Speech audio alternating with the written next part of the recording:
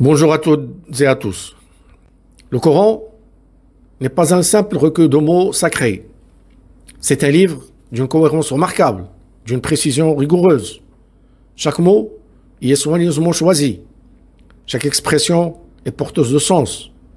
Il n'y a pas de redondance gratuite. Contrairement à ce que l'on pense souvent, il n'y a pas de synonymie dans le Coran. Le phénomène que l'on appelle at-taraduf, c'est-à-dire l'usage de deux mots interchangeables pour un même sens, n'a pas sa place dans la formulation coranique. Chaque terme y porte une nuance, une charge sémantique propre. Tout est pesé, mesuré, guidé. Et c'est cette précision qui permet de découvrir la profondeur du message. Parmi les termes souvent confondus, mais soigneusement distingués dans le Coran, on trouve deux mots, al-mauta, les morts, et l'amwat, les défunts ou les décédés. Deux concepts que l'on pourrait croire identiques, mais qui en réalité révèlent des dimensions spirituelles bien différentes. Dans la langue arabe coranique, la mort ne désigne pas simplement l'arrêt du cœur ou la disparition du souffle. Elle est bien plus que cela. La mort, linguistiquement, signifie l'absence d'efficacité, l'incapacité à produire, à agir, à influencer. Elle est l'état de ce qui est devenu inerte, improductif, sans impact. Écoutons ce verset dans la sourate Yasin. Un signe pour eux est la terre morte. Nous lui donnons la vie et en faisant sortir des grains dont ils se nourrissent. La terre ici est morte, non parce qu'elle a disparu, mais parce qu'elle ne produit plus rien. Elle est là présente, mais sans vie active. Le message est clair. La vie dans le Coran, c'est l'efficacité, la conscience, la capacité d'agir. Autre exemple, dans Surat Al-Anfal. Ô vous qui avez cru, répondez à Dieu et aux messagers lorsqu'ils vous appellent à ce qui vous donne la vie. Les destinataires de cet appel sont pourtant bien vivants biologiquement. Mais ce que Dieu leur propose, c'est la vraie vie, celle de la lucidité, de la foi, de l'éveil. À la lumière de cette compréhension, on distingue clairement que les amwat, les défunts, ce sont ceux dont la vie biologique s'est achevée. Leur âme a quitté leur corps. Ils sont enterrés, absents du monde des vivants. Leur silence est complet. Le Coran parle d'eux ainsi, dans Surat An-Nahl, verset 21.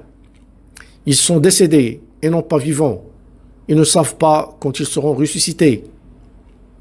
Puis, dans Surat Fatir, verset 22, de même, ne sont pas semblables les vivants et les défunts. Allah fait entendre qui il veut, alors que toi, Mohammed, tu ne peux faire entendre ceux qui sont dans les tombeaux. Ces versets parlent d'une mort physique totale, définitive, jusqu'à la résurrection. El-Mauta, les morts.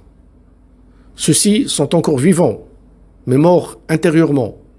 Leur esprit est fermé, leur conscience éteinte, leur écoute sourde. Le Coran dit, dans Surat Al-An'am, verset 36, « Seuls ceux qui écoutent répondent à l'appel. Quant aux morts, Dieu les ressuscitera, puis c'est vers lui qu'ils seront ramenés. » Ici, il ne s'agit pas de cadavres, mais de vivants déconnectés de la vérité. Le Coran les compare à des morts, car ils ont perdu le sens, la foi, la conscience. Le Coran, dans sa langue sublime, ne parle jamais au hasard. Chaque mot y est une clé. Ce langage est puissant.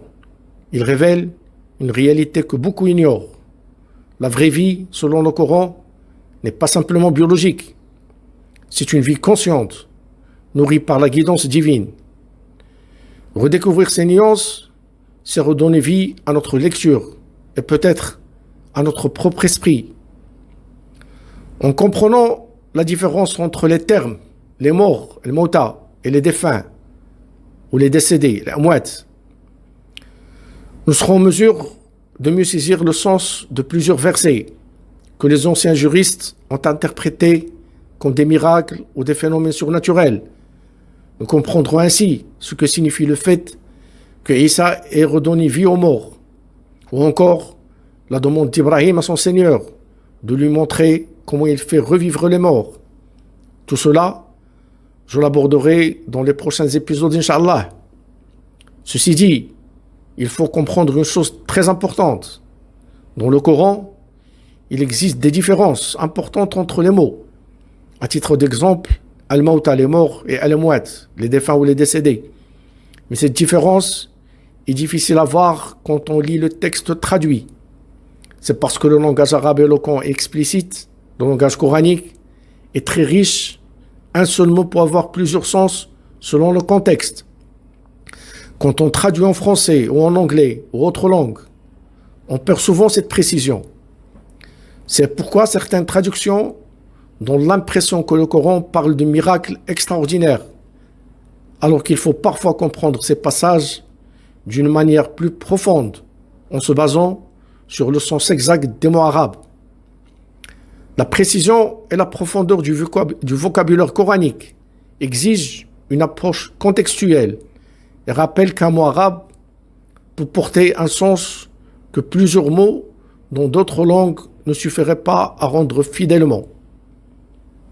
Si vous avez apprécié, je vous prie donc de vous abonner, liker, partager et commenter pour m'encourager et pour que cette chaîne devienne active.